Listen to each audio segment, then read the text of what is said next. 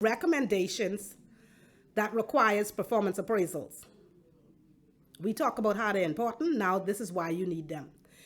If an individual or an employee is deserving of a promotion and is being recommended for a promotion, we talk about they needing 3 consecutive above average performance appraisal record, including above average in punctuality and attendance. They need three consecutive. They also need it for confirmation.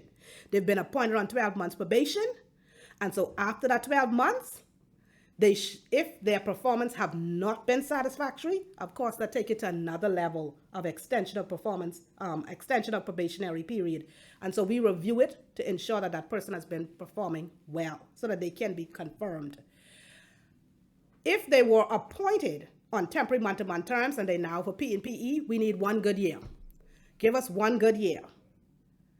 That person should have 1 good year performance appraisal that you're submitting to us. They cannot be appointed to the P and PE with adverse performance. And I'm not saying that just 1 good year and then all the rest bad. No, the policy says that you need 1 good year prior to the recommendation date.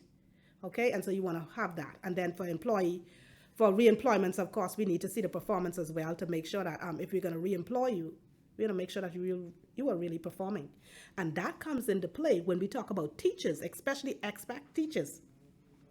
Those teachers, if they do not maintain above average performance, then you'd note that you see the Department of Education, they'll write and say that to the individual or write to us during their recommendation, this will be that individual last tour of duty. That means so long, bye-bye.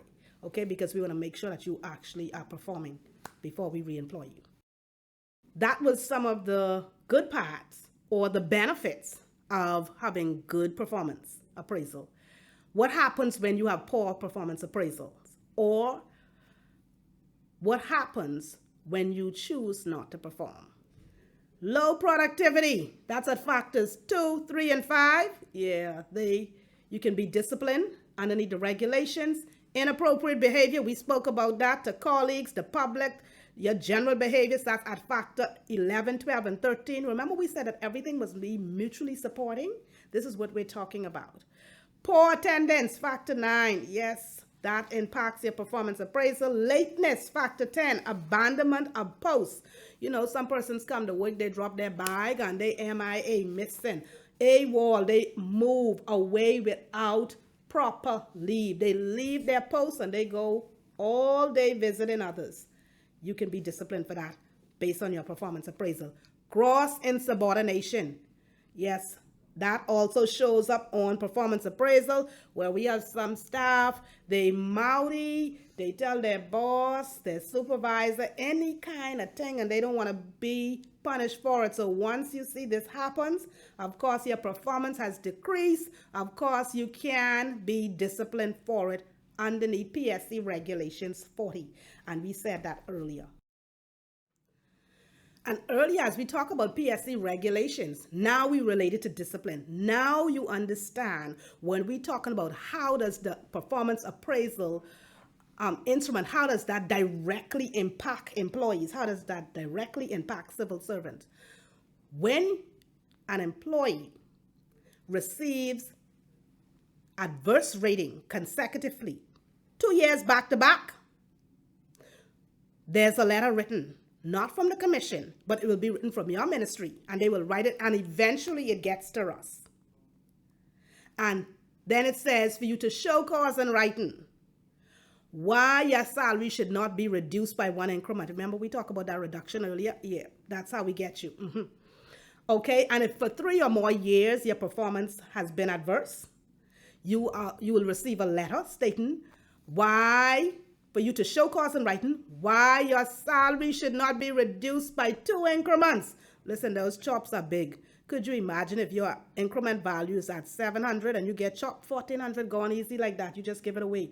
Perform well. So you see, this is how your performance appraisal instrument, this is how you're being impacted when you do not perform well. And then, of course, if you continue to perform in a negative manner and it is showing up on your performance appraisal at all time, then you will receive a letter from your ministry, from the permanent secretary, and through all of it goes through. Remember that channel we talk about, the flow channel from your ministry to MPS and all of that? Yes, you will receive that show cause letter asking you to show cause and writing why you should not be dismissed from the public service.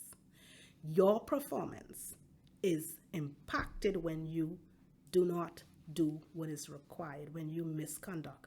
And so therefore, these are some penalties and punishment that happens within the public service. So it's not always bad, hey? And sometimes you say, well, okay, I'm performing, I'm doing everything that I can, and still nothing happening for me. So when you do perform well, there's promotion consideration, yes. Letter of commendation consideration, yes. You may be a model employee consideration, yes. You actually may be employee of the year. Wonderful things can happen when you continue to perform. And as we close, I say to you, you are in control of your performance. Perform wisely. And you can see all sorts of things happening in these pictures. Today, I encourage you, don't be the employee who's running down the stairs, sneaking away, early departure. It will impact your performance. Stay focused, rather, so that you can be able to receive that letter of commendation or that promotion. And lastly, I leave this word with you. If you cannot be on time, be early. Thank you.